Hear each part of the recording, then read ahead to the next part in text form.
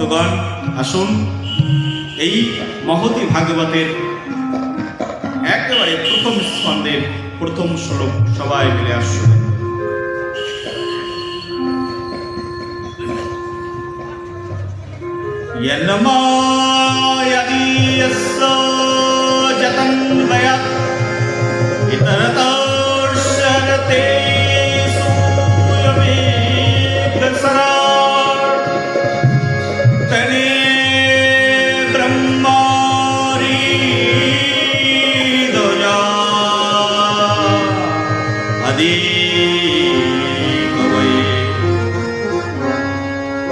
मय्यन्ते जतसुराय तेजोवरी मृदम् अत्र त्रिसर्गो मृषा।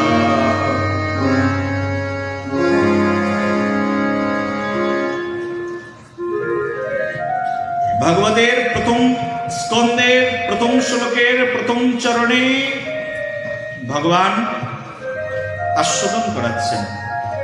ব্যাসদেব গোস্বামীপাদ তার নিজের আরতি প্রার্থনা জানিয়েছেন ভাগবতের প্রথম শ্লোকে। প্রথম শ্লোকে ব্যাসদেব গোস্বামীপাদ বলছেন, তেনে ব্রহ্ম হৃদয়াদি কবয়ে ময়্যন্তে জতসূরয়া তেজোবরি মৃদম যথা বিনিময় অত্র ত্রিসর্গো মৃষা। ধামনাসনো সদা নিরস্ত কুহুকাম সত্তাম পরমং ধীমহি। এই ভাগবতের প্রথম শ্লোক শুরু হয়ে গেল। প্রথম শ্লোকের একেবারে শেষ চরণে গিয়ে বলছেন ব্যাসদেব গোস্বামীপাদ, সত্তাম পরমং ধীমহি। বলছে এই জগতের একমাত্র পরম সত্য যিনি, তিনি হচ্ছেন স্বয়ং প্রভু। সত্য এই জগতে অনেক আছে, কিন্তু পরম সত্য একটাই। ঈশ্বর অনেক আছে, কিন্তু পরমেশ্বর কিন্তু একজন। ধাতু থেকে ঈশ্বর শব্দের উৎপত্তি। এগুলো হচ্ছে আমাদের ভাগবতীয় ব্যাকরণ। ব্যাকরণ নিয়ে আলোচনা করলে আবার ব্যাকরণের মতো শ্রোতার প্রয়োজন, বিশাল ব্যাকরণ। ভাগবত এমন বড় ব্যাকরণ, শুধু ভাগবতের ব্যাকরণ আস্বাদন করলেই এক জন্ম কেটে যায়। আমার মতো মানুষের, আমার মতো এই ক্ষুদ্র আয়ুধারী জীবের যতটুকু আয়ু, এই আয়ুটাও কম পড়ে যায় ভাগবতীয় ব্যাকরণে এরকম আস্বাদন করতে। বলছে ভগবান অনেক হতে পারেন, কিন্তু পরমেশ্বর ভগবান কিন্তু একজন হন। পূর্বকালে মুনি ঋষিদেরকে ভগবান বলে ডাকা হতো, হে ভগবান, ভগবান বদরায় নমঃ। ব্যাসদেবকে ভগবান বলে আখ্যায়িত করা হয়েছে, সুখদেব প্রভুকে ভগবান বলে আখ্যায়িত করা হয়েছে। কিন্তু সচ্চিদানন্দ রূপয়া, সচ্চিদানন্দ ভগবান পরমেশ্বর, পরমানন্দ মাধব কৃষ্ণকে পরমেশ্বর বলা হয়েছে ভাগবত। তিনি হচ্ছেন পরমেশ্বর।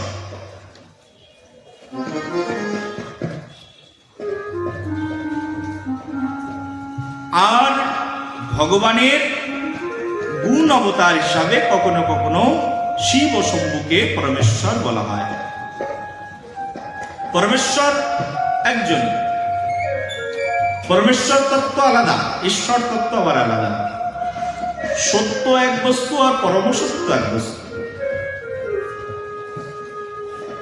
আপনারা যদি এখানে দুই একজন মানুষ বিজ্ঞান মনস্ক থেকে থাকেন, তাহলে আপনারা জানবেন আমাদের বিজ্ঞানীরা, আমি যখন খুব ছোট ছিলাম, আমরা যখন সায়েন্সের বুকস নিয়ে পড়তাম, তখন বইয়ের উপরে লেখা ছিল পৃথিবীতে প্রায় 2 লক্ষ প্রজাতির প্রাণীর অস্তিত্ব পাওয়া যায়। যখন একটু বড় ক্লাসে উঠলাম, 5-10 বছরের মধ্যে দেখছি 4 লক্ষ প্রজাতির প্রাণীর আবির্ভাব হয়ে গেছে। এখন তো কেউ কেউ বলে 8 লক্ষ প্রজাতির, কেউ কেউ বলে 16 লক্ষ প্রজাতির প্রাণী পাওয়া যায়। তার মানে সায়েন্স যেটা বলছে সেটা সত্য, কিন্তু সায়েন্সের সত্য কখনো কখনো সেটা পরিবর্তন হয়ে যায়। মাঝে বিজ্ঞানীরা বলল যে আমাদের গ্রহ 10টি। আমরা ছোটবেলা থেকে শুনে আসছি 9ম গ্রহ, কিন্তু একবার বিজ্ঞানের গবেষকগণ বললেন যে আর একটা গ্রহ নতুন পাওয়া গেছে, নেপচুন, প্লুটো গ্রহগুলোকেও বাদ দিয়ে দিয়েছে। এরকম করে 10টা গ্রহ তৈরি করা হলো, কিন্তু আবার কিছুদিন পরে আবার শোনা গেল না না না, সিদ্ধান্ত ভুল ছিল, গ্রহ 9টি হবে। কিন্তু আমাদের যে ভাগবত মহাপুরাণ, আমাদের যে বৈদিক শাস্ত্র, সেই বৈদিক শাস্ত্রে গ্রহ, উপগ্রহ, চন্দ্র, সূর্য, নক্ষত্র, তারকারাজি সবগুলোর উপরে পুঙ্খানুপুঙ্খভাবে শাস্ত্রের মধ্যে বিচার বিশ্লেষণ করে বর্ণনা করা হয়েছে। আমাদের 7টি সমুদ্র, বিজ্ঞানীরা গবেষণা করে করে দেখছেন 7টি সমুদ্র, কিন্তু কোটি কোটি বছর আগে যখন বিজ্ঞান ছিল না, একজন ঘরের বধূ তিনিও জানতেন 7টি সমুদ্রের নাম। ইক্কু সমুদ্র, লবণ সমুদ্র, ক্ষীর সমুদ্র, দুগ্ধ সমুদ্র, সবার কথায় কথায় মুখস্থ ছিল, কিন্তু এখন আমরা সেটা ভুলতে বসেছি।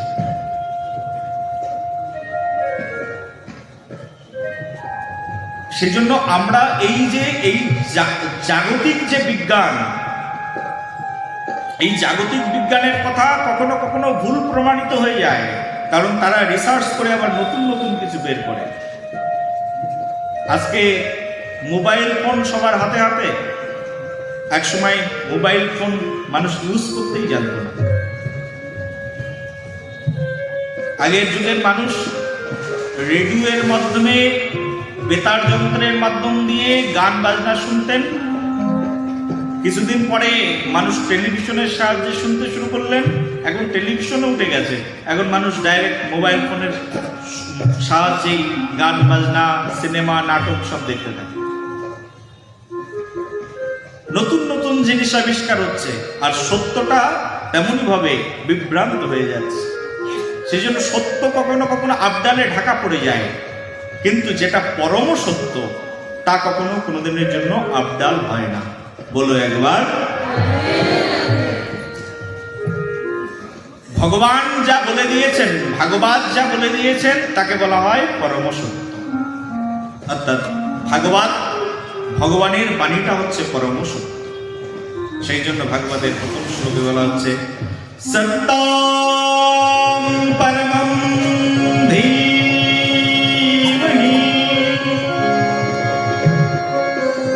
এই জগতে একমাত্র পরম সত্যের ধ্যান করো।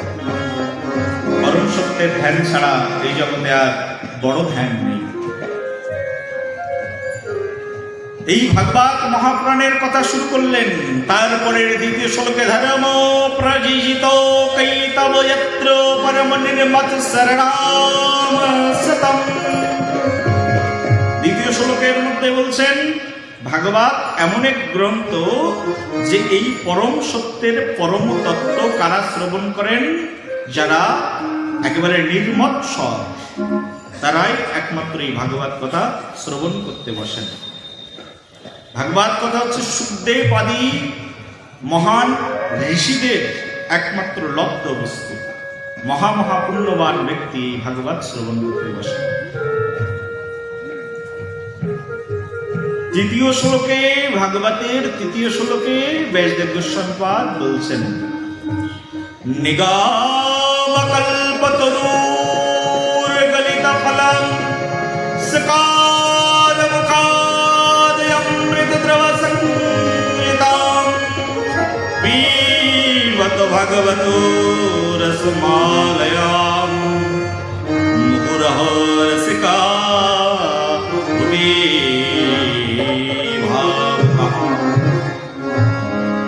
দ্বিতীয় শ্লোকে বলছেন, এই ভাগবত পৃথিবীর সর্বশ্রেষ্ঠ বস্তুতে পরিণত হয়েছে। কেন বলছেন, মুহুরঃ রসিকা ভুবি ভাবুকঃ নিগম কল্পতরুর গলিত ফলম।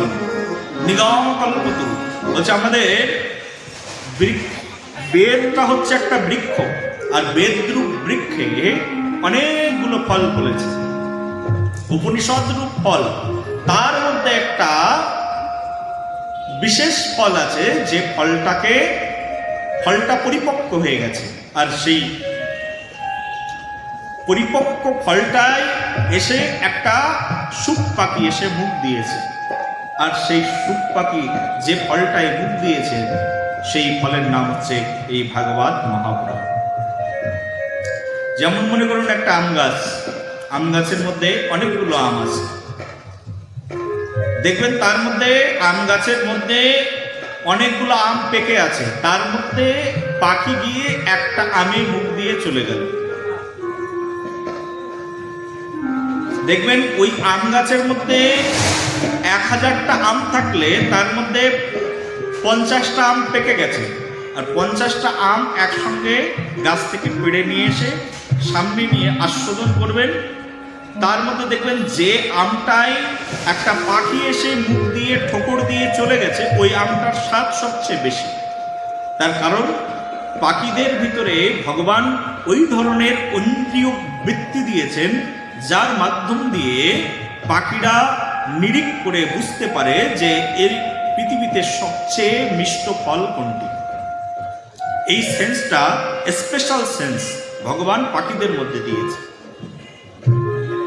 একজন বিজ্ঞানী, একজন গবেষক যেটাকে বুঝতে পারে না, অনেক তুচ্ছ প্রাণী সেটা বুঝতে পারে। যারা আবহাওয়া অধিদপ্তরে বসে আছে তারা অনেক সময় বুঝতে পারে না কবে কোন দিন বন্যা হবে, কবে কোন দিন ভূমিকম্প হবে, কিন্তু মাটির নিচে ইঁদুরগুলো বুঝতে পারে এই বছরে ভূমিকম্প হবে।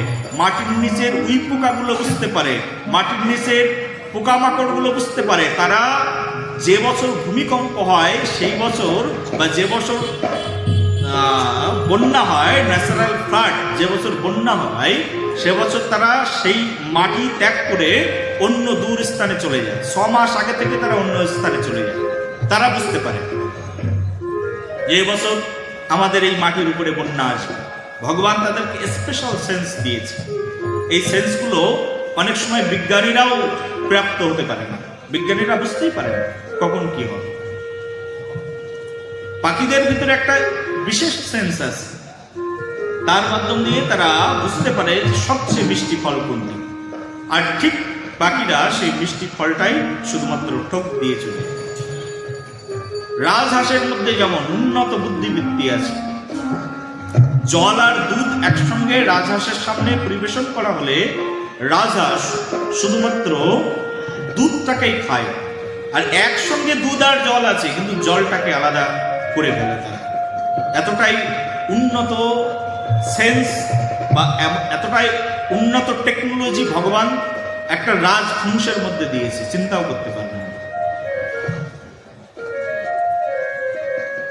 সেই জন্যই ভাগবতের এই ভাগবত মহাপুরাণকে বলা হচ্ছে পৃথিবীর সর্বশ্রেষ্ঠ আস্বাদনীয় ফল হচ্ছে এই ভাগবত মহাপুরাণ। এই ভাগবত মহাপুরাণ কথা কোথায় সূচনা হয়েছেন? নৈমিষারণ্য বলে এক অরণ্য, সেই নৈমিষারণ্যে 87,000 মুনি ঋষি একত্রে বসে আছেন যজ্ঞ করার অভিলাষে। এই যে আমরা এখানে বসেছি সৎসঙ্গে, 87,000 মুনি ঋষি কলিযুগের প্রারম্ভ ভাগে, তার মানে কলিযুগ সবে শুরু হয়েছে, আর সেই প্রারম্ভিক অবস্থায় 87,000 মুনি ঋষি এক জায়গায় বসে সাধুসঙ্গ করছেন। এখানে তো আমরা অল্প কিছু ভক্তরা বসে সাধুসঙ্গ করছি, আর সেখানে সাধুসঙ্গ করছিলেন এত মুনি ঋষি। সেই মুনি ঋষিদের মধ্যে একজন মুনি ছিলেন, নাম হচ্ছে উগ্রশ্রবা সুতঃ, যাকে সুত ঋষি বলা হয়। এই সুত ঋষি বয়স অল্প ছিল, কিন্তু পরম বিদ্বান ছিলেন। তার বিদ্যার সবচেয়ে বড় কারণ তিনি পরমহংস, পরম সাধক, পরম তপস্বী, বৈরক্য শিরোমণি শ্রীপাদ সুখদেব গোস্বামী পাদের কাছ থেকে ভাগবত শ্রবণ করেছিলেন। এই সুত গোস্বামীকে সেই নৈমিষারণ্যের ঋষিরা একটা সুন্দর আসন করে দিলেন, যেমন করে আপনারা আসন করে দিয়েছেন। আর আসনে আমাকে বসিয়ে দিয়েছেন, আপনি ভাগবত বলুন, কারণ আপনি ভাগবত পড়েছেন, তাহলে আমাদেরকে শোনান। তেমনই ভাবে সুত গোস্বামীকে সুন্দর আসনে বসিয়ে মুনি ঋষিরা প্রশ্ন করছেন। মুনি ঋষিরা এক এক করে 6টি প্রশ্ন করেছেন সেই সুত গোস্বামীকে, আর সেই 6টি প্রশ্ন থেকে এই বিশাল ভাগবত মহাপ্রাণ রচিত হয়েছে। সবৈ পুংসম পরধর্মঃ यतो भक्तिरदक्षजे अहैतुक्य प्रतिहता ययत्मा सुप्रसीदते।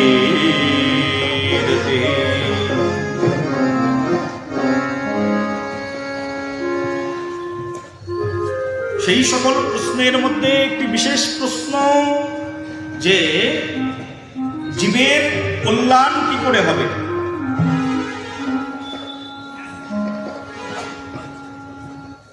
অহৈতুকী অপ্রতিহতা ভক্তি, অহৈতুকী অপ্রতিহতা আত্মা সুপ্রসিদ্ধতে।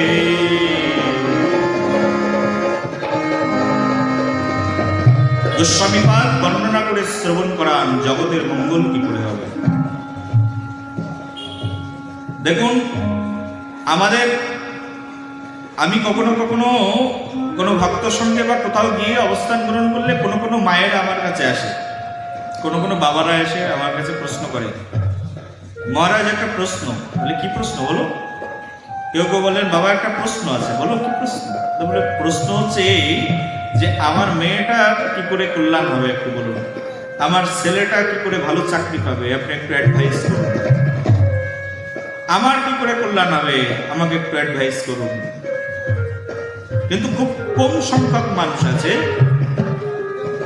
যারা এসে প্রশ্ন করে যে জগতের কল্যাণ কি করে হবে। যারা নিজের কথা ভাবে তাদেরকে বলা হয় স্বার্থপর, হ্যাঁ কি না বলুন মায়েরা? নিজের কথা যারা বলে, আমি নিজের কথা বলছি, আমি সুখে থাকবো, আমি ভালো থাকবো, আমার বাড়ির পাশের প্রতিবেশী কি খেলো না খেলো তাতে আমার কোনো যায় আসে না, কিন্তু আমারটা হলেই চলছে। এই হচ্ছে স্বার্থপরতা। একমাত্র এই জগতে স্বার্থপরতা যাদের মধ্যে নেই তাদেরকেই সাধু বলা হয়, তাদেরকেই মহাত্মা বলা হয়। আর এই সুত গোস্বামী যে সকল শ্রোতা নিয়ে সামনে বসেছেন সকলেই ছিলেন মহাত্মা। মহাত্মা হওয়ার জন্য মহাত্মারা প্রশ্ন করেছেন জগৎ মঙ্গল কি করে হয়, জগৎ মঙ্গলের কথা কৃপা করে বর্ণনা করুন। এই জগৎ মঙ্গলের কথা কারা চিন্তা করে? একমাত্র যাদের মহৎ হৃদয়, আমার মঙ্গল চাই না, আমার কল্যাণ চাই না, আমি জগতের মঙ্গল চাই। যাদের মহৎ হৃদয়, যারা মহাত্মা, তারাই একমাত্র জগৎ জীবের কল্যাণ কামনা করে। সেই কল্যাণের বার্তাই হচ্ছে এই ভাগবত মহাপুরাণ। ভাগবত মহাপুরাণটা হচ্ছে পুরোটাই কল্যাণের বার্তা, পুরোটা সস্তৈনী বার্তা। এই বার্তা শ্রবণ করলে তার নিজের যেমন কল্যাণ, সঙ্গে সঙ্গে অপরের কল্যাণ। এই ভাগবত ধর্মকেই শ্রীমান মহাপ্রভু গৌর সুন্দর কলিযুগে নবদ্বীপে সেই ভাগবত ধর্মকেই প্রচার করেছেন। আর এই ভাগবত ধর্মকে প্রচার করতে গিয়ে শ্রীমান মহাপ্রভু গৌর সুন্দর শ্রী শ্রী চৈতন্য চরিতামৃতে একটা তত্ত্ব রসময়ী কথা আস্বাদন করে শ্রবণ করিয়েছে। সবাই বলো একবার মহাপ্রভু কি, শ্রীমান মহাপ্রভু গৌর সুন্দর কি।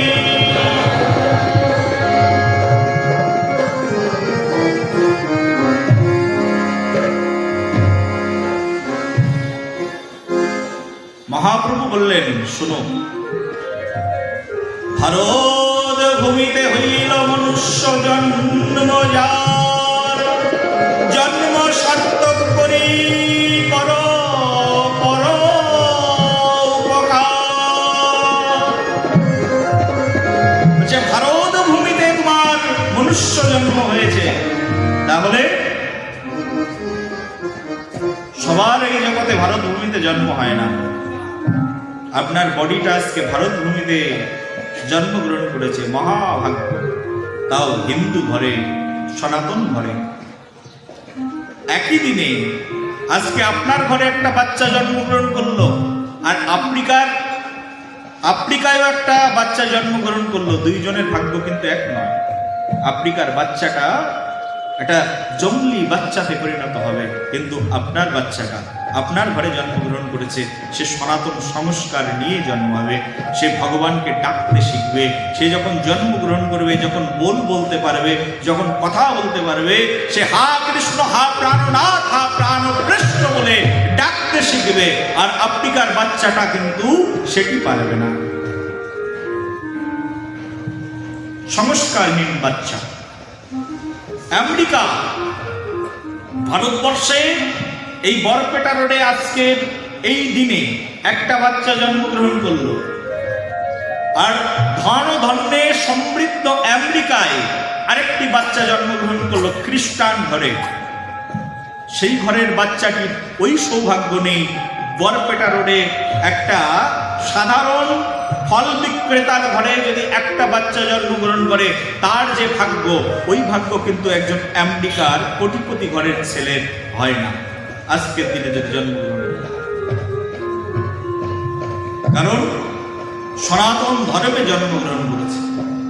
এই জগতে একটাই ধর্ম, পরো ধর্মো রদক্ষজে।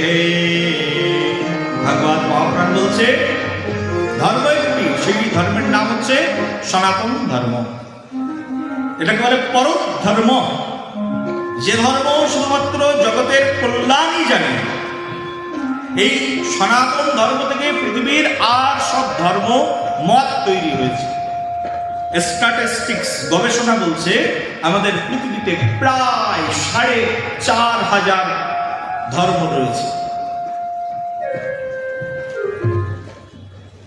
এই যে ৪,৫০০ কাইন্ডস অফ অপিনিয়ন্স, এই যে ধর্ম, এই ধর্ম, সব ধর্মগুলো যে ধর্ম থেকে, যে ধর্মের ভূমি থেকে, যে ধর্মের কেন্দ্র থেকে আবির্ভূত হয়েছে, সেই ধর্মের নাম হচ্ছে সনাতন ধর্ম।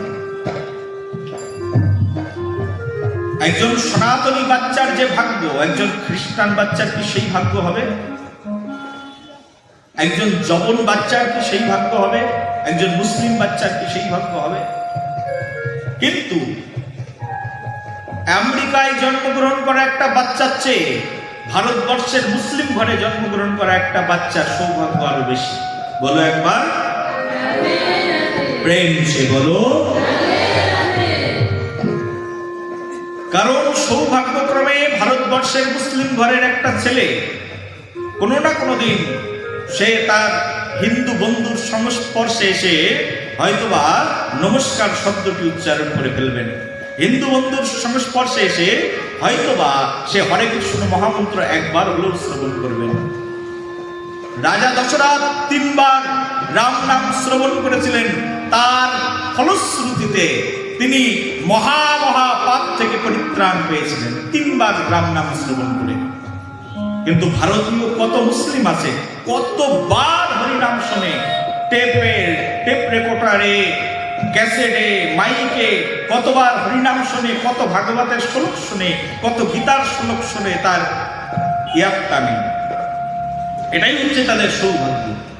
এই শ্রবণের ফলে একদিন না একদিন সে এই সনাতন আশ্রয়ী হয়ে উদ্ধার হতে পারে। তার উদ্ধারের একমাত্র পথ। যেন একবার মহাপ্রভুর কাছে জিজ্ঞাসা করেছিলেন কিছু ভক্তরা, চৈতন্য চরিতামৃতে এই ঘটনা লিপিবদ্ধ করা রয়েছে। মহাপ্রভুকে বলছেন, প্রভু এই জগতের সব জীব কি উদ্ধার হবে? মহাপ্রভু বললেন, সকল জীবের আশ্রয় বস্তু এক, অর্থাৎ সবাই একদিন না একদিন উদ্ধার হবে। একবার এক আসরের মধ্যে হরিদাস ঠাকুর এই প্রসঙ্গ নিয়ে আলোচনা করছেন। ঠাকুর হরিদাস বললেন, এই পৃথিবীতে অনেক যবন রয়েছে। যবন মানে এক কথায় মনে করে নিন মুসলিম, আর ব্যাখ্যা করা লাগবে না, যবন বলা হয়। এই যারা যবন জাত মুসলিম, তারা কি করে উদ্ধার হবে?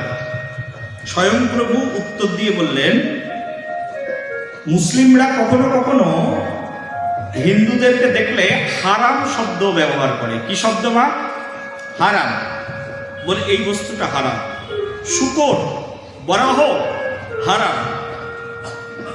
এই যে হারাম শব্দ ব্যবহার করে, হারাম হারাম শব্দ দিয়ে সে বোঝাতে চাইছে এটা আমাদের অবৈধ। কিন্তু যেটা তাদের কাছে অবৈধ সেটা যখন সে হারাম শব্দ ইউজ করছে, ওই হারাম শব্দের মধ্যে হারাম এই দুটি শব্দ যুক্ত হওয়ার কারণে এই হারাম শব্দ উচ্চারণ করতে করতে করতে করতে সেও একদিন ভগবান শ্রীহরির পরম ধাম লাভ করবে। বলো রাধে। চৈতন্য চরিতামৃতে এই কথাও স্পষ্ট বর্ণনা করা আছে। কতটা করুণা ভগবানের চিন্তা করা যায়। এক বেধর্মী, ধর্ম মানে না, ভগবানকে মানে না, তাও তার উদ্ধারের ফরমায়েশ আমাদের এই শাস্ত্রের মধ্যে দেওয়া রয়েছে যে সে কি করে উদ্ধার হবে।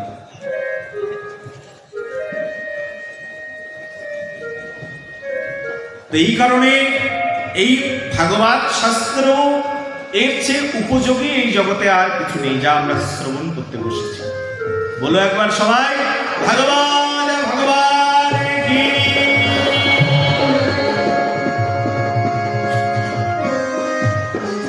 এই ভাগবত কথা এই সুত গোস্বামী পাদ কীর্তন করতে বসেছেন নৈমিষ অরণ্যে। আর সেই প্রসঙ্গই আলোচনা শুরু হয়েছে ভাগবত। নৈমিষারণ্যে যখন এই ভাগবতের অমৃতময় কথা আস্বাদন হচ্ছে, তখন সুত গোস্বামী পাদ বলছেন এই ভাগবত কি করে আসলো। একবার ব্যাসদেব ঋষি, শ্রবণ করো, নাম কি বললাম? ব্যাসদেব ঋষি। ব্যাসদেব ঋষি জগতের কল্যাণের জন্য তিনি বেদকে 4 ভাগে ভাগ করলেন। বেদ, আমাদের যে বেদ, এই বেদটাই হচ্ছে আমাদের আদি ধর্মগ্রন্থ। আমাদের আদি ধর্মগ্রন্থের নাম কি? তো আমাদের আদি ধর্মগ্রন্থের নাম হচ্ছে বেদ। এই বেদকে ব্যাসদেব গোস্বামী 4 ভাগে ভাগ করেছে।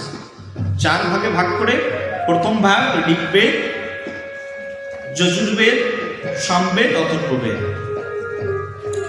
এই বেদগুলোকে 4 জন ঋষিকে দায়িত্ব দিয়েছেন, তোমরা এই বেদকে নিজেদের মধ্যে নিজেদের পাঠশালাতে অধ্যয়ন করো। এই বেদকে বলা হয় শ্রুতি। পূর্বকালে আমাদের এই বৈদিক গ্রন্থের কোনো লিখিত রূপ ছিল না, শ্রবণ করে করে মানুষ মনে রাখতেন বলে আমাদের এই বৈদিক গ্রন্থের নাম হচ্ছে শ্রুতি। পৈল ঋষিকে ব্যাসদেব গোস্বামী ঋগ্বেদের আচার্য বানিয়ে দিলেন। তার মধ্যে যখন তিনি পৈল ঋষি যখন ঋগ্বেদের আচার্য হলেন, তখন আর 3টি বেদ থেকে যায়। তার মধ্যে জৈমিনী ঋষিকে তিনি সামবেদের অধ্যাপক বানিয়ে দিলেন, এবং বৈশম্পায়ন ঋষিকে তিনি যজুর্বেদের অধ্যাপক বানিয়ে দিলেন, আর অঙ্গিরা ঋষিকে তিনি অথর্ববেদের অধ্যাপক বানিয়ে দিলেন। এই 4টি বেদ এই চারজন ঋষির কাছে তিনি অর্পণ করে দিলেন, তোমরা এই বেদকে দেখাশোনা করো। এই বেদ 4 ভাগে বিভক্ত হয়ে 4জন ঋষির তত্ত্বাবধানে থাকল, কিন্তু বেদে কোনো রকমের কল্যাণ কলিযুগের মানুষের জন্য হচ্ছে না।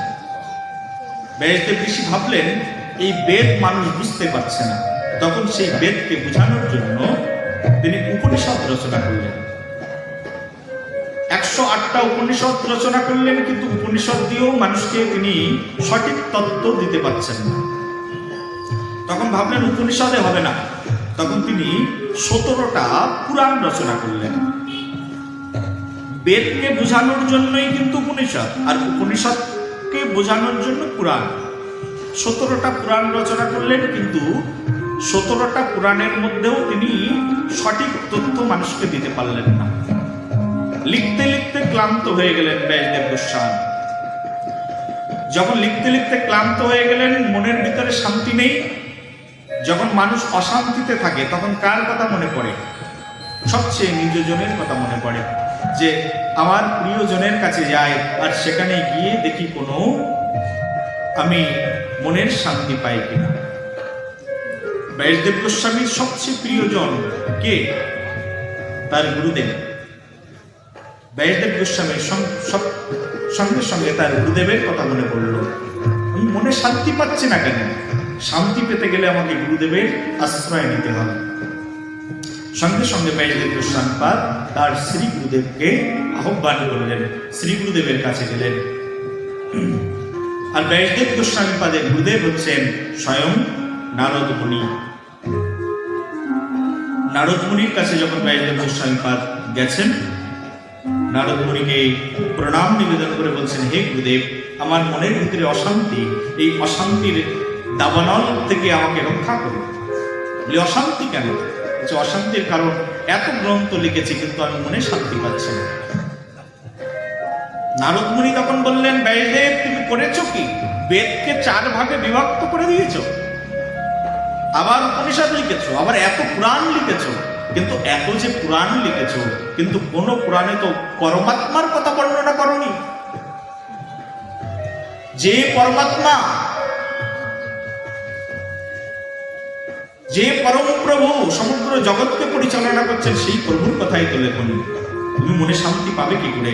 মনে শান্তি পেতে হলে তোমাকে সেই পরম প্রভুর কথা বর্ণনা করতে হবে। বলি পরম প্রভুর তত্ত্ব আমাকে বুঝিয়ে বলুন, কি করে সেই পরম তত্ত্ব আমার হৃদয়ে প্রকাশিত হবে। নারদ মুনি তখন ব্যাসদেব গোস্বামীকে নিজের জীবনের কথা শ্রবণ করালেন। নারদ মুনি বলছে, জানো এই পরম তত্ত্ব কারোর হৃদয়ে প্রকাশিত হয় ভক্তির মাধ্যম দিয়ে, আর ভক্তি যদি না থাকে তাহলে পরম তত্ত্বের প্রকাশ হয় না। ভক্তমাম অভিজানাতি ইয়াবনলস্মিন তত্ত্বতঃ। ভক্তই শুধু ভগবানকে জানতে পারেন, ভগবত গীতা বলেন। আর এই ভক্তিকে তুমি যদি জানতে চাও, সেই পরম পুরুষকে যদি জানতে চাও, তাহলে তোমার পরম পুরুষের আশ্রয় নিতে হবে। বলে পরম পুরুষকে, পরম পুরুষকে আইডেন্টিফাই করে তোমাকে লিখতে হবে। কারণ বেদেও পরম পুরুষের কথা বর্ণনা করা আছে, কিন্তু সেটা ডাইরেক্ট বলা নেই, কিন্তু তোমাকে ডাইরেক্ট বলতে হবে পরম তত্ত্বের কথা। কে তিনি? এতে চংস কলা পুংসা কৃষ্ণস্তু ভগবান স্বয়ং ইন্দিরাড়ে বেকুলম লকাম প্রিয়ন্তাম যুগে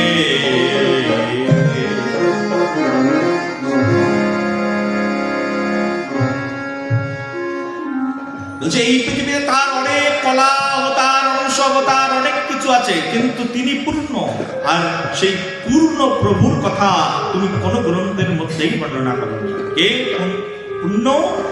এতে চাংসকলা পুংসম কৃষ্ণাস্তু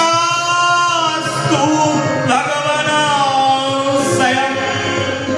এই জগতে একমাত্র পরম পূর্ণ ভগবান হচ্ছেন স্বয়ং কৃষ্ণ। কৃষ্ণস্তু ভগবান স্বয়ং। কৃষ্ণই একমাত্র ভগবান। এটাকে তোমাকে ডাইরেক্ট বর্ণনা করতে হবে। বলে শোনো তাহলে আমার কথা। আমি নারদ মুনি পূর্বে এক দাসী পুত্র ছিলাম।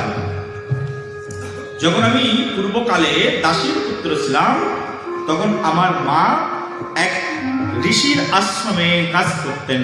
আর আমি তখন অনেক ছোট। আমাকে মা সাথে করে নিয়ে যেতেন ঋষির আশ্রমে। মা প্রতিদিন সেই ঋষির আশ্রমকে ঝাড়ু লাগাতেন।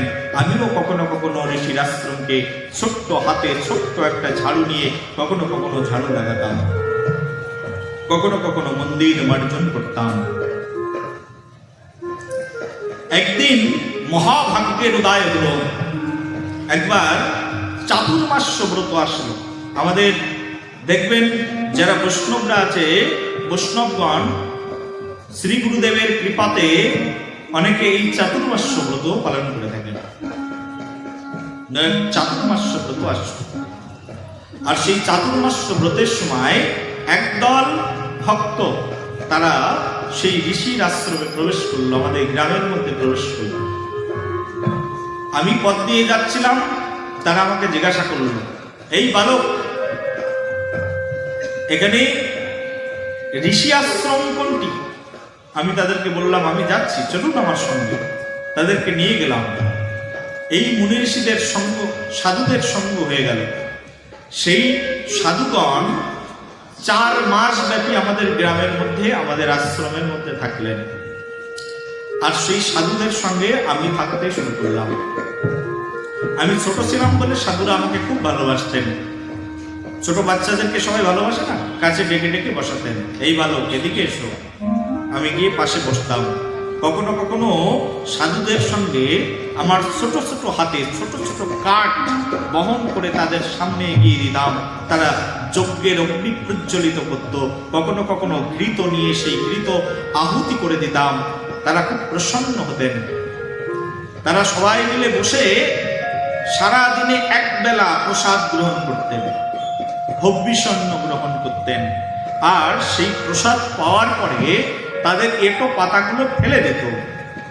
আর আমি গিয়ে সেই এঁটো পাতা থেকে সেই উচ্ছিষ্ট প্রসাদ খেতাম। আর সেই প্রসাদ খেয়ে আমার হৃদয়ের মধ্যে ভক্তি তৈরি হল। কত বড় কথা, সাধারণ কথা নয়, অনেক বড় দর্শন। নারদ মুনি তার শিষ্যকে শ্রবণ করাচ্ছেন এই পরম তত্ত্বরসামৃত কথা। ভক্তগণ, ভক্তি লাভ করবার মাত্র 3টি ক্রম। ভালো করে শুনবেন। ভক্তি লাভ হয় 3টে বস্তুতে। শ্রী শ্রী চৈতন্য চরিতামৃতে রসিক শেখর কৃষ্ণদাস কবিরাজ গোস্বামীপাদ বলছেন 3টি বস্তুতে আমাদের ভক্তি লাভ হয়। তার মধ্যে প্রথম বস্তু ভক্তের চরণ ধুলি, ভক্তের চরণ ধৌত জল। আর 3 ভক্ত ভুক্ত শেষ, এই 3 সাধনের সম্বল। সাধনা করতে গেলে 3টি বস্তু চাই। তার মধ্যে কবিরাজ গোস্বামীপাদ বলছেন একটা হচ্ছে ভক্তের চরণ ধুলি।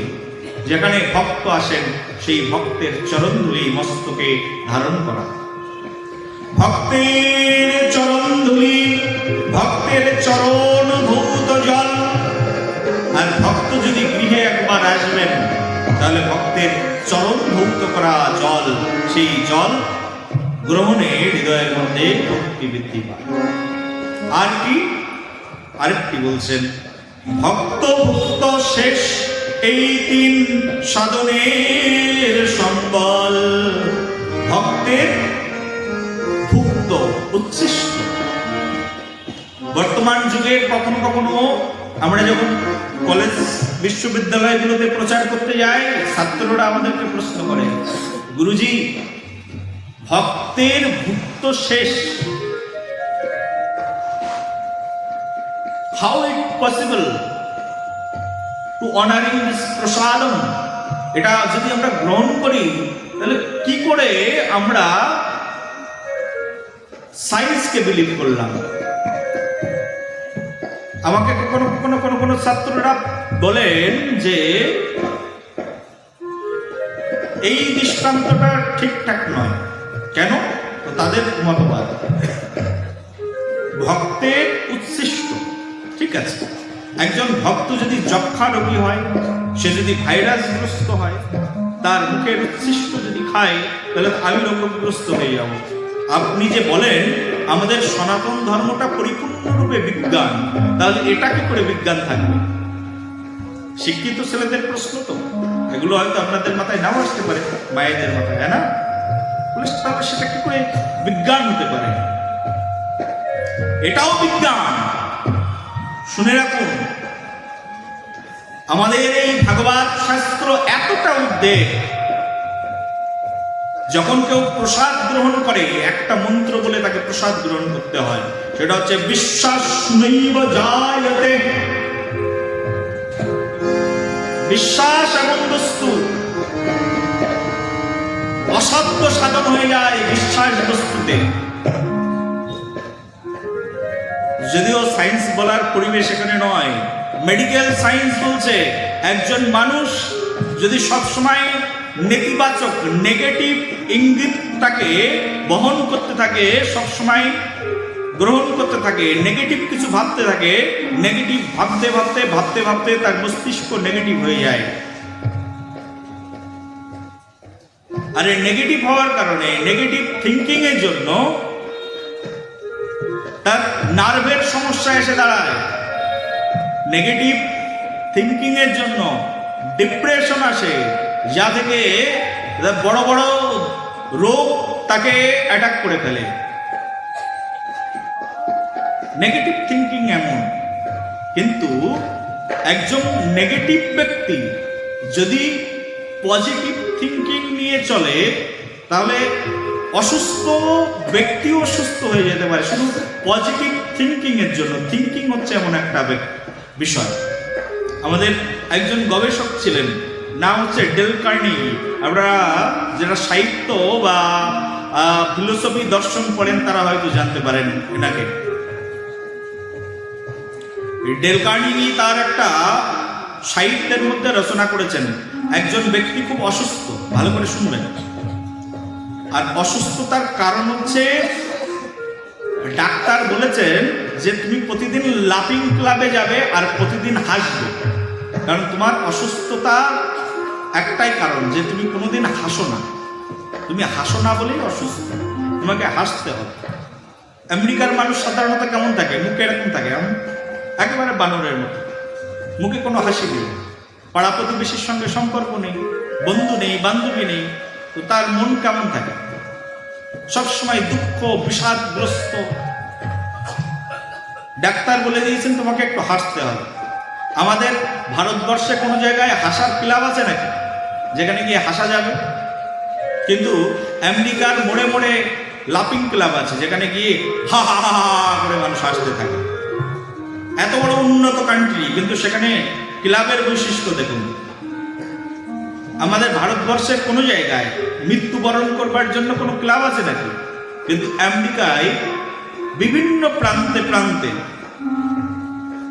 সুইসাইড পয়েন্ট রয়েছে, সেখানে গিয়ে শান্তিতে মৃত্যুবরণ করা যায়।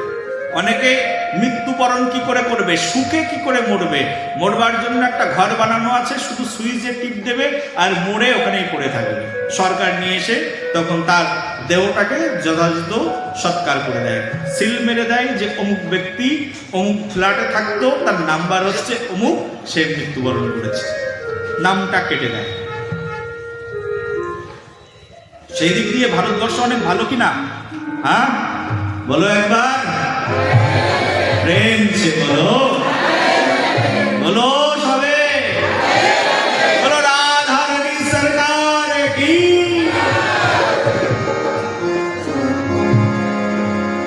পজিটিভ থিঙ্কিং দরকার, বুঝতে পারছো তো? বলে বিশ্বাস নৈব জায়তে শরীর বিদ্যাজাল জড়েন্দ্র তায়ে কাল জীবে ফলে বিষয় সাগরে। বিশ্বাস সহকারে কেউ যদি কোনো বৈষ্ণবের উচ্ছিষ্ট প্রসাদ খায়, তার সঙ্গে সঙ্গে যেমন ভক্তি বৃদ্ধি পায়, তেমনই ভাবে তার নেগেটিভ ঊর্জা সেখান থেকে তিরোহিত হয়ে যায়, সারা জীবনের জন্য দূর হয়ে যায়। আমি ছোটবেলায় দেখেছি, আমার ঠাকুমা, আমার দাদু ঠাকুমা বা ওই বয়সী যারা, আমাদের পরিবারে কেউ অসুস্থ হয়ে গেলে এক মনসার থান আছে, সেখান থেকে গিয়ে মাটি মাথায় লাগিয়ে নিয়ে আসত। মানুষের এমন বিশ্বাস ছিল যে অসুস্থ মানুষ মনসার থানের মাটি মাথায় দিলেই সুস্থ হয়ে যেত। কোনো বিজ্ঞান এটাকে স্বীকার করবে? কিন্তু সুস্থ হয়ে যেত। কারণ কি? কারণটা হচ্ছে বিশ্বাস। মন অসুস্থ থাকলে পুরো শরীর অসুস্থ থাকে। ওই বিশ্বাস যে মনসার থানের মাটি যদি মাথায় লাগায় তাহলে আমি সুস্থ হয়ে যাব, ওই বিশ্বাসে ওই ব্যক্তি সুস্থ হয়ে যেত। একবার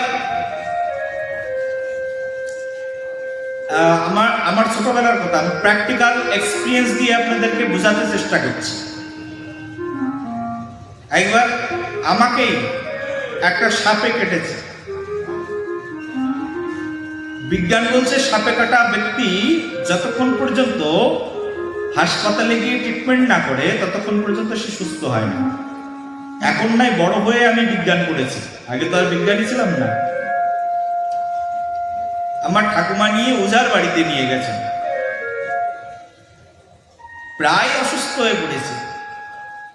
ওঝা বিষ নামিয়ে দিয়েছেন, বাড়িতে এসে সুস্থ হয়ে গেছে। এটা হচ্ছে বিশ্বাস।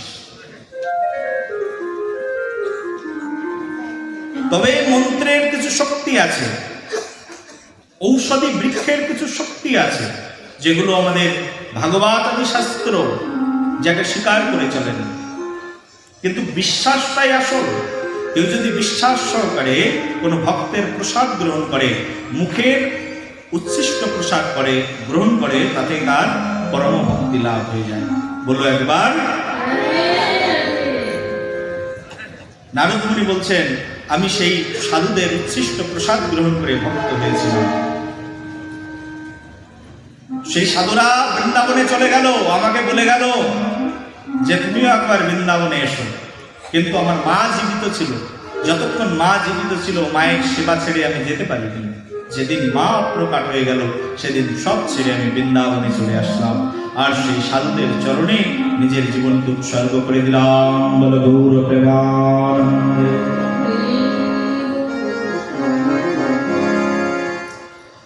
নারদ মুনি তার নিজের জীবনের কথা ব্যাসদেব ঋষিকে বর্ণনা করে শ্রবণ করালেন। শোনো, ভক্তির একমাত্র পাথেয় হচ্ছে ভক্ত শেষ। ভক্ত সঙ্গ ছাড়া এই জগতে আর কোনো আশ্রয় নেই। এই যে আমরা আজকে এখানে বসেছি ভক্ত সঙ্গে, ভক্ত সঙ্গে কি শ্রবণ করছি? ভাগবত কথা।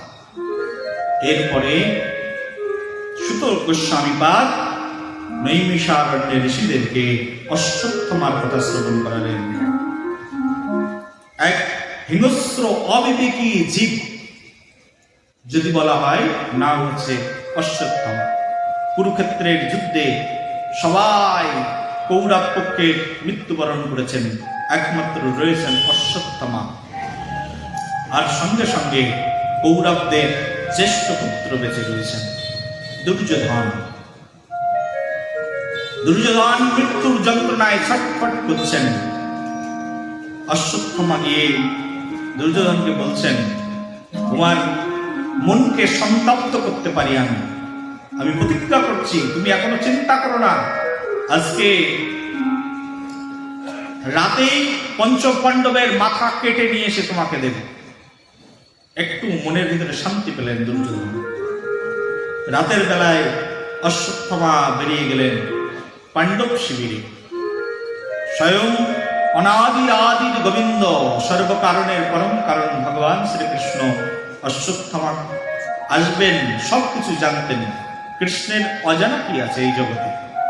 কে কোথায় কোন মুহূর্তে যাবেন, কে কোথায় ধাবিত হতে পারেন, সব কথা কৃষ্ণ জানেন। ভগবান শ্রীকৃষ্ণ পঞ্চপাণ্ডবদেরকে নিয়ে বললেন, আজকে তোমাদের সঙ্গে একটু মিটিং আছে, চলো আমরা আজকের এই রজনীতে, চন্দ্রমুখর রজনীতে আমরা জঙ্গলের মধ্যে গিয়ে নিজেদেরকে একটু ঝালাই করে নিই, কিছু গোপন কথা আলোচনা করি। পঞ্চপাণ্ডবদেরকে নিয়ে ভগবান শ্রীকৃষ্ণ জঙ্গল অভিমুখে চলে গেলেন। পাণ্ডব শিবিরে পঞ্চপাণ্ডব নেই, কিন্তু শুয়ে আছেন পঞ্চপাণ্ডবের ছেলে, ছোট্ট ছোট্ট বাচ্চা বাচ্চা ছেলেরা শুয়ে রয়েছে। অশ্বত্থামা গিয়ে সেই পঞ্চপাণ্ডবের পুত্রদের মস্তক কেটে নিয়ে এসে দুর্যোধনের সম্মুখে দিয়ে বলছেন, এই নাও, পঞ্চপাণ্ডবদেরকে মেরে তাদের মস্তক নিয়ে এসেছে। দুর্যোধন বলছে, দাও দাও, তাড়াতাড়ি দাও, পঞ্চপাণ্ডবের মস্তক দাও। পঞ্চপাণ্ডবের মস্তক নিয়ে এক এক করে যখন দুর্যোধন ধরেছেন, আর যখন এক একটা করে যখন চাপ দিয়েছেন, সবগুলো মাথা মড়মড় করে ভেঙে যাচ্ছে। দুর্যোধন খুঁজছিলেন এর মধ্যে ভীমের মাথা কোনটা, অন্ধকারের মধ্যে তো দেখা যাচ্ছে না। তখন দুর্যোধন বুঝতে পেরেছেন, চিৎকার করে উঠলেন, করেছো কি মূর্খ পাপী? হ্যাঁ, এ তো একটাও পঞ্চপাণ্ডবের মস্তক নয়, সবগুলো মাথা ভেঙে গেল। তার মানে পঞ্চপাণ্ডবের মাথাই নয় এগুলো। তুমি কি করে বুঝলে?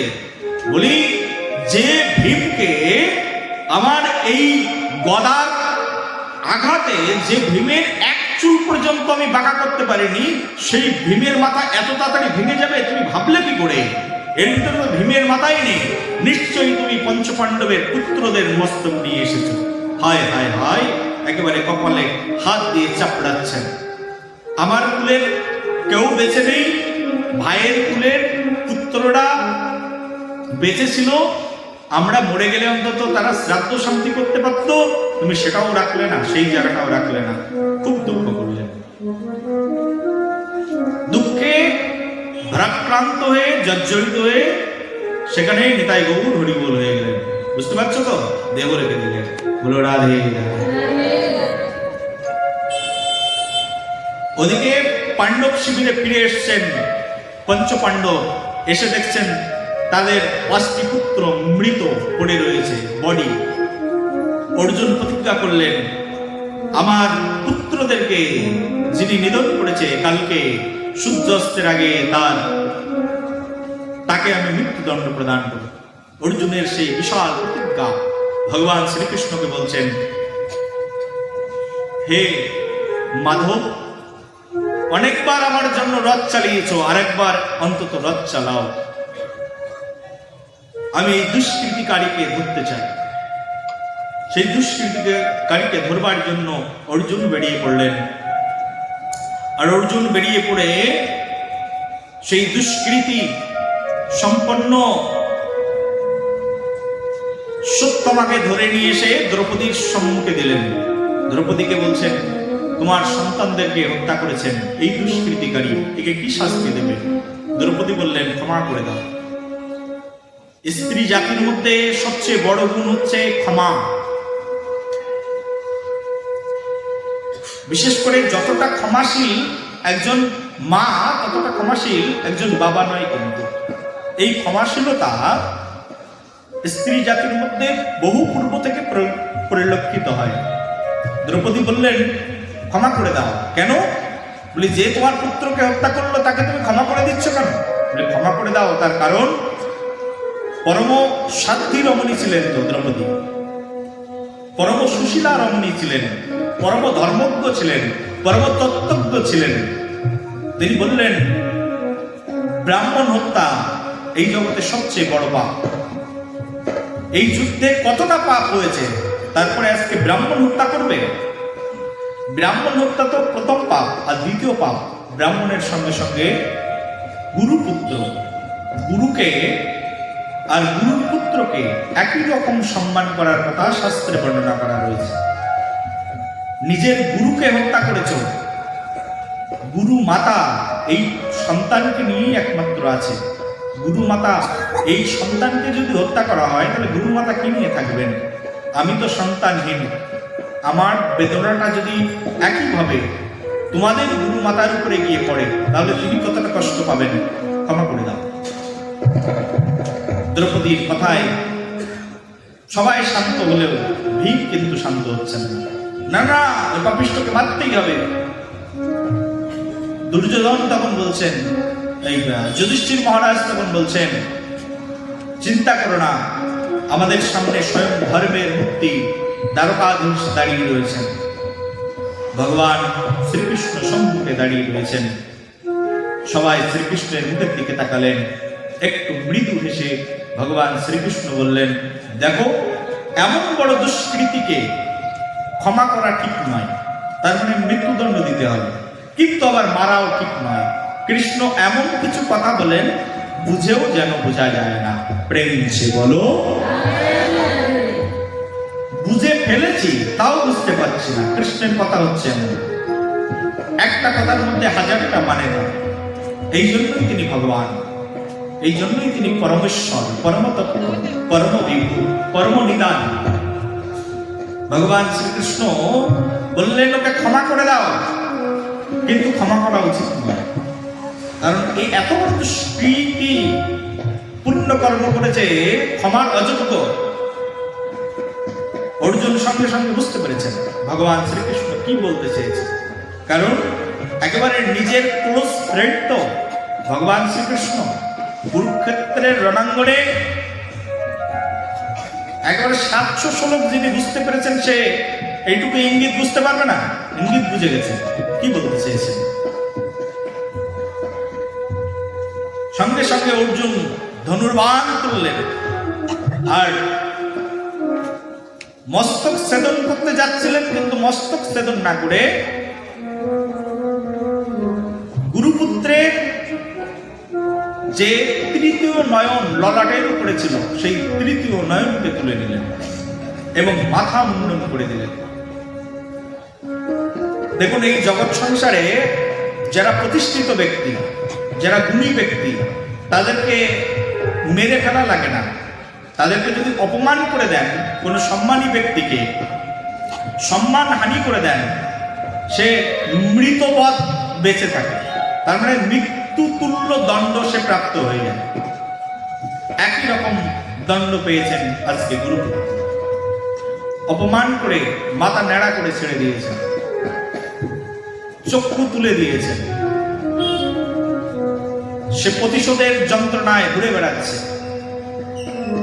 এদিকে ভগবান শ্রীকৃষ্ণ রথে উঠে গেছেন, চলে যাবেন। অনেকদিন হলো তোমাদের সঙ্গে আছি, পাণ্ডবগণ, এখন আমাকে বিদায় দাও। আমার দ্বারকাতে 16,108 জন স্ত্রী অপেক্ষা করছে আমার জন্য, নাতি পুতি ছেলে মেয়ে সবাই অপেক্ষা করছে, বিশাল সাম্রাজ্য। ভগবান শ্রীকৃষ্ণ রথে উঠে গেছেন, চলে যায়। কিন্তু কেউ তো কৃষ্ণকে বিদায় দিতে চায় না, কেউ বিদায় দিতেই চাইছেন না। ওদিকে কৃষ্ণ যখন চলে যাওয়ার জন্য প্রস্তুত হয়েছেন, অশ্বত্থামা দেখলেন সবাই মিলে কৃষ্ণকে বিদায় দিতে গেছে। এখন এই ফাঁকে পাণ্ডবদের শেষ বংশধর উত্তরার গর্ভে প্রতিপালিত হচ্ছে, এই শেষ বংশধরকে শেষ করে দেবে। অর্জুনের পুত্র অভিমন্যু, অভিমন্যের পুত্র উত্তরার গর্ভে প্রতিপালিত হচ্ছে। অভিমন্যের স্ত্রী উত্তরার গর্ভে তার শেষ বংশধর প্রতিপালিত হচ্ছে। সেই শেষ বংশধরের গর্ভের মধ্যে বাচ্চাকে মারবার জন্য অশ্বত্থামাজি ব্রহ্মাস্ত্র প্রয়োগ করেছেন। আর সেই ব্রহ্মাস্ত্র দেখে উত্তরা ছুটতে ছুটতে এসছেন কার কাছে? স্বয়ং ভগবানের কাছে। উত্তরা ছুটতে ছুটতে ভগবানের কাছে এসে ভগবানকে বলছেন, পাহি পাহি মহাযোগী দেব দেবস্তম ইয়াতঃ। হে ভগবান, হে পরমযোগী, হে পরম নির্লজ্জর, পরম বিভু, করুণা করো। ভগবান দাঁড়াও দাঁড়াও, শান্ত হও কিছুক্ষণের জন্য। উত্তরাকে দ্রুত বেগে আসতে দেখে ভগবান রথ থেকে নেমে গেলেন। হলো কি? সবাই উত্তরার দিকে ছুটে গেল। দেখো দেখো, ব্রহ্মাস্ত্র আমার দিকে ছুটে আসছে, আমার গর্ভ জ্বালা পোড়া দিচ্ছে। ভগবান শ্রীকৃষ্ণ সেই গর্ভস্থ শিশুকে বাঁচানোর জন্য সঙ্গে সঙ্গে নিজে সেই গর্ভের মধ্যে প্রবেশ করলেন। আর ভগবান নিজেকে অত্যন্ত ক্ষুদ্র করতে পারে, আবার বিশাল করতে পারে। ভগবান পারেন এমন কি আছে?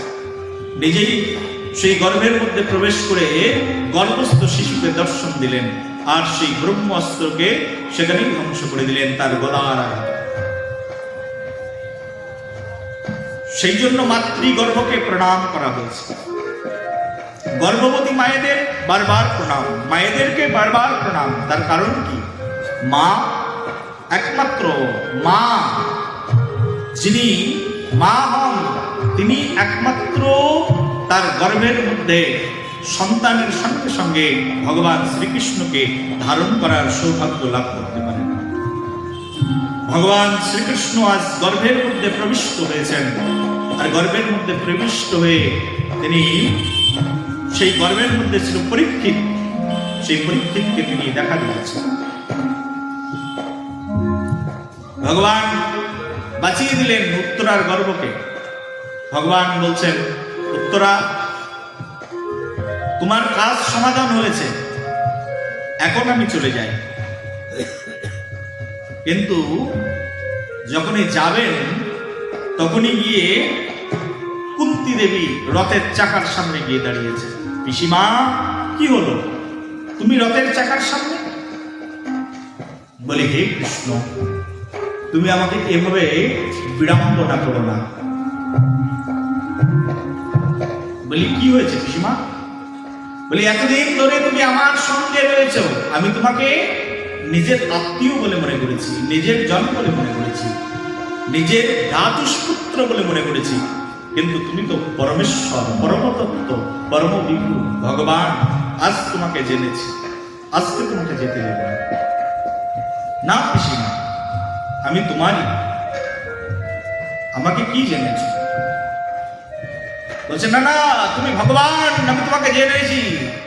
দেবকী নন্দনায়, তুমি হচ্ছে দেবকী নন্দ গোপকুমারায়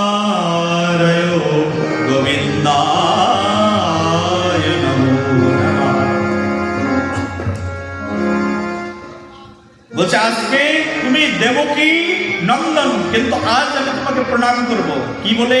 আজকে আপনত্ব দিয়ে নয়, আজকে নন্দ গোপকুমারায়, তুমি নন্দ গোপকুমার বলে তোমাকে আমি প্রণাম করব। এই নন্দ গোপকুমারায় শব্দে প্রণাম নিবেদন করেছেন।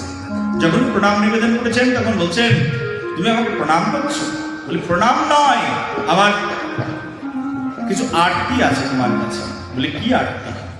বলে, আরতি হচ্ছে এই, নিবেদন আছে আমার। নিবেদন কি? বলছে, নিবেদন হচ্ছে এই যে যখনই আমার জীবনে বিপদ ছিল, যখনই আমার সন্তানটা খুব বিপদের মধ্যে ছিল, বারবার তুমি এসেছো, জঙ্গলে জঙ্গলে ঘুরেছো, কখনো খেতে দিতে পেরেছি, কখনো খেতে দিতে পারিনি, না খেয়ে আমার সন্তানদের সঙ্গে ছিলে। আজকে আমার ছেলে রাজা হয়েছে, আজকে কেন আমাদেরকে ছেড়ে চলে যাচ্ছ? হে প্রভু, তুমি তো দুঃখের দিনে আমার ছেলে, আজকে সুখের দিনে আমাকে ছেড়ে চলে যাচ্ছ।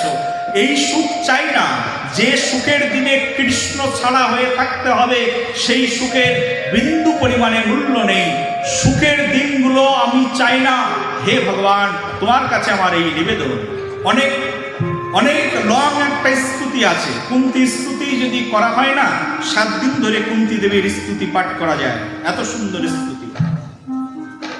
কুন্তী দেবী তখন ভগবান শ্রীকৃষ্ণের কাছে প্রার্থনা করছেন, বিপদ সন্ত নশ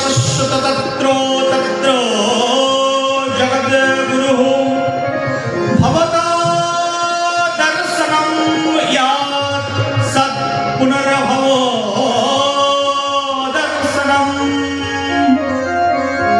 এই শ্লোকে স্তুতি করে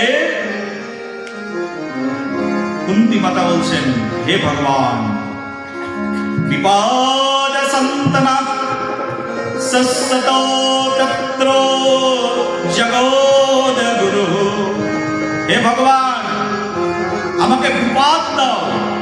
পৃথিবীতে এই একটাই ইতিহাস, পৃথিবীতে এমন ইতিহাস আর নেই। পৃথিবীতে সবাই সুখ চায়, কিন্তু একমাত্র কুন্তী দেবী ব্যতিক্রম। তিনি বললেন, হে ভগবান, তোমার কাছে প্রার্থনা, তুমি আমাকে দুঃখ দাও। কেন? বলি, দুঃখ দিলে, দুঃখ যদি পাই তাহলে তুমি কাছে থাকবে, কিন্তু আমি বুঝতে পেরেছি জগৎ জীবকে সুখ দিয়ে তুমি সেখান থেকে কেটে পড়ো। এই জন্য সুখ চায় না, আমাকে সেই পুরনো দিনগুলো ফিরিয়ে দাও। কিন্তু বারবার তোমাকে দর্শন করতে চাই, বিপদের দিনগুলোতে তো তোমাকে পাবো। এই প্রার্থনা জানিয়ে দিলেন ভগবানের কাছে। এমন প্রার্থনা হয়? বলো মা, হয়? হ্যাঁ, তুমি চাইলে এমন। এই জন্যই কুন্তী মাতা সতী সাধ্বী রমণীর অন্যতম। কুন্তী মাতা প্রার্থনা করলেন, হে ভগবান, আমাকে দুঃখ দাও, দুঃখের দিনগুলো ফিরিয়ে দাও। আর দুঃখের দিনে যদি তোমাকে ডাকতে পারি, শুধু তোমাকেই চাই। কুন্তী দেবীর প্রার্থনায় ভগবান শ্রীকৃষ্ণ আবার দাঁড়িয়ে গেলেন। বারবার যাচ্ছেন কিন্তু যেতে পারছেন না। কুন্তী দেবীর প্রার্থনা শুনে ভগবান শ্রীকৃষ্ণ দাঁড়িয়ে আবার রথ থেকে নামলেন। বললেন, যেতেই যখন দেবে না, আর একটা কাজ বাকি আছে, করে যায়। কি কাজ? বলে, এখনো দুর্যোধন, এই যুধিষ্ঠিরের মনে এখনো পর্যন্ত দুঃখ। বলে, যুধিষ্ঠিরের এই দুঃখ, ধর্মরাজ যুধিষ্ঠির, তার মনের দুঃখকে দূর করা আমার দ্বারা সম্ভব হয়নি। অর্জুনের মনের বিষাদকে আমি জয় করে দিয়েছি, দূর করে দিয়েছি। ভগবদ গীতা শুরু হয়েছে অর্জুন বিষাদ যোগ, অর্জুনের বিষাদ দিয়ে, দুঃখ দিয়ে। আর ভগবদ গীতা শেষ হয়েছে মোক্ষ যোগ দিয়ে, তার মানে মুক্তি দিয়ে। বলে, ভগবদ গীতার মাধ্যম দিয়ে অর্জুনের দুঃখকে জয় করে দিয়েছি, কিন্তু যুধিষ্ঠিরের দুঃখকে জয় করতে পারলাম না। আর যুধিষ্ঠিরের দুঃখকে জয় করবার মতো একজন এখনো এই ক্ষেত্রের মধ্যে রয়েছে। তার নাম কি? তার নাম হচ্ছে ভীষ্মদেব। এখন ভগবান বললেন, সবাই মিলে ভীষ্মদেবের কাছে চলো। সবাই বসুন, কেউ যাবেন না, শেষ হয়ে যাবে এখন। তখন ভগবান শ্রীকৃষ্ণ এই পঞ্চ পাণ্ডবদেরকে নিয়ে ভীষ্মদেবের কাছে গেলেন। ভীষ্মদেব তখনও পর্যন্ত অপেক্ষা করছেন, স্বরসজ্জায় শায়িত হয়ে আছেন। স্বরসজ্জার উপরে ভীষ্মদেব শায়িত অবস্থায় রয়েছেন। এই যে সংক্রান্তি, এই সংক্রান্তির মধ্যেই তো বসে আছি, এখন যোগ চলছে আমাদের। গঙ্গাসাগরে এখন মেলা বসে গেছে বাংলায়, সংক্রান্তির স্নান যোগ চলছে এখন। এই পরম মুহূর্তে ভীষ্মদেব বসে আছেন। ভীষ্মদেব স্বরসজ্জায় শায়িত রয়েছেন। ভগবান শ্রীকৃষ্ণ বললেন, চলো সবাই ভীষ্মদেবের কাছে যেতে হবে। শুনে একটু মনের ভিতরে শান্তি পেলেন ধর্মরাজ যুধিষ্ঠির। হ্যাঁ হ্যাঁ, তাই তো, ভুলেই গেছিলাম দাদুর কথা, চলো চলো। ভগবান তো বলেননি, ভগবান যাচ্ছেন। বললেন, চলো দাদুকে দর্শন করবে। এক এক করে ভগবান সবাইকে পাঠিয়েছেন, আর সবার পিছনে ভগবান শ্রীকৃষ্ণ রয়েছেন। আর যুধিষ্ঠির যখনই পাঠিয়েছেন তার ভাইদেরকে, সবচেয়ে ছোট ভাইকে আগে পাঠিয়েছেন, তারপরে তারপরের ভাই, তারপরে তারপরের ভাই, আর সবার পিছনে ধর্মরাজ যুধিষ্ঠির। তার কারণ কি? দাদুর কাছে যেতে লজ্জা পাচ্ছেন। যে দাদু কোলে পিঠে করে মানুষ করেছেন, সেই দাদুকে স্বরের উপরে শায়িত করে রেখেছেন, তো লজ্জায় নিজে আগে যাচ্ছেন না, ছোট ভাইদেরকে আগে পাঠিয়েছেন, আর নিজে সবার শেষে। তার পিছনে স্বয়ং কপিধ্বজ রতরূঢ় ভগবান শ্রীকৃষ্ণচন্দ্র। বলো কৃষ্ণচন্দ্র ভগবান কি। কৃষ্ণ সবার পিছনে দাঁড়িয়ে সেই ভীষ্মদেবের কাছে গিয়ে উপস্থিত হয়েছে। ভীষ্মদেব সবার দিকে তাকিয়ে আছেন ফ্যাল ফ্যাল করে, কিন্তু তার চোখ দুটো যেন এমন কাউকে খুঁজছেন যিনি এখন আসেননি। কে তিনি? তিনি হচ্ছেন স্বয়ং প্রভু শ্যামসুন্দর। তিনি তো সবার পিছনে, দূর থেকে দেখলে ওই তো দেখা যাচ্ছে ময়ূর পুচ্ছ, হা হা হা, মনের ভিতর শান্তি পেয়েছে, এই তো আমার প্রাণনাথ এসেছে। ভগবান শ্যামসুন্দর সবার পিছনে গিয়ে বিশ্বদেবের সম্মুখে গেলেন। পিতামহ, পিতামহ, কৃপা করে, কৃপা করো। কি কৃপা? বলি কৃপা করে এই পাণ্ডবদেরকে উপদেশ দাও। এখন পাণ্ডবরা রাজা হয়েছে, যুধিষ্ঠির রাজা হয়েছে। বিশ্বদেব তখন উপদেশ দিলেন এক এক করে, রাজধর্ম, যোগ ধর্ম, তপোধর্ম, এক এক করে অনেক উপদেশ দিয়েছেন। উপদেশ দেওয়ার পরে ভগবান শ্রীকৃষ্ণ সম্মুখে দাঁড়িয়েছেন। বিশ্বদেব বলছেন, হে প্রভু, তোমার কাছে নিবেদন। কি নিবেদন? বলে একটা নিবেদন আছে। নিবেদনটা বলো। বলে নিবেদন হচ্ছে এই যে আমার যাওয়ার সময় হয়ে গেছে, আমি অপেক্ষা করছিলাম উত্তরায়ণের জন্য। এই দক্ষিণায়ন কাল শেষে উত্তরায়ণের কাল এসে উপস্থিত হয়েছে, আর আমি এই মুহূর্তে এখন চলে যাব। ইচ্ছা মৃত্যু বর পেয়েছেন তো, নিজের ইচ্ছায় মরতে পারবেন। সঠিক যোগ, সঠিক ক্ষণ না হলে মৃত্যুবরণ করতে পারছেন না, তাই অপেক্ষা করছেন। আর অপেক্ষা করছেন প্রভু শ্রীকৃষ্ণের জন্য। বলে হে প্রভু, আজ আমার জীবন সার্থক, আজ তোমাকে সম্মুখে পেয়েছি। বিশ্বদেবের কথা অনেক, তার চরিত্র কথা অনেক। আমাদের এই সংক্ষিপ্ত সময়ে কি করে আপনাদেরকে বর্ণনা করে শ্রবণ করায়। তারপরে সে শুরু হচ্ছে অনেক দেরিতে। বিশ্বদেব ভগবান শ্রীকৃষ্ণকে বলছেন, ইতি মতি রতি কল্পিত বিভুম্নে। শ্লোকগুলো অভূতপূর্ব শ্লোক। বলছে আমার এই মনরূপ স্ত্রীকে হে ভগবান আমি তোমার চরণে অর্পণ করে দিলাম। বিশ্বদেব বলছেন, হে ভগবান, আমি তো জীবনে তোমাকে কিছু দিতে পারিনি, কিন্তু আমার কাছে মনরূপ একটা স্ত্রী আছে, এই স্ত্রীকে আমি তোমার কাছে দিয়ে দিলাম, তুমি এটাকে গ্রহণ করো। মনটাকে সমর্পণ করে দিয়েছেন বিশ্বদেব ভগবান শ্রীকৃষ্ণের চরণে। ভগবান শ্রীকৃষ্ণকে বলছেন, বিশ্বদেব, হে ভগবান, তোমার কাছে একটি প্রার্থনা হচ্ছে এই আজকে এই অমৃত ঘন মুহূর্তে তোমাকে দর্শন করতে করতে আমি চলে যাব, কিন্তু আমাকে দর্শন দাও। আমি তো দর্শন দিয়েই দাঁড়িয়ে আছি, আর কি দর্শন চাও? বলি আমি তোমার কাছে যে দর্শন চাই সেটা এই দর্শন নয়। কি দর্শন? আমি তোমাকে অনেক রূপে দেখেছি। আমি তোমাকে দেখেছি, তুমি প্রতিজ্ঞা করেছিলে কুরুক্ষেত্রের মাঠে অস্ত্র ধারণ করবে না, কিন্তু তুমি ভাঙা রথের চাকা নিয়ে আমার দিকে ছুটে এসেছিলে মারতে। সেই রণমূর্তিও দেখেছি আমি, তোমার শান্ত সৌম্য রূপ দেখেছি, তোমার দ্বারকাধীশ রূপ দেখেছি, কিন্তু তোমার একটি রূপ দেখবার মনে বড় সাজ জাগে। বলে কি রূপ? সেই রূপটা হচ্ছে ললিত মাধব রূপ। হে ভগবান, যে রূপে তুমি ব্রজে বিহার করেছিলে, যে রূপে তুমি যুগল কিশোর রূপে ব্রজ গোপীদেরকে তুমি রম্যত দান করেছিলে, পরম প্রেম রম্য দান করেছিলে, সেই পরম কমনীয় প্রেম রম্য ভাবকে আমাকে দর্শন করাও। সেই দর্শন করতে করতে আমি আমার পরম ধাম যেতে চাই।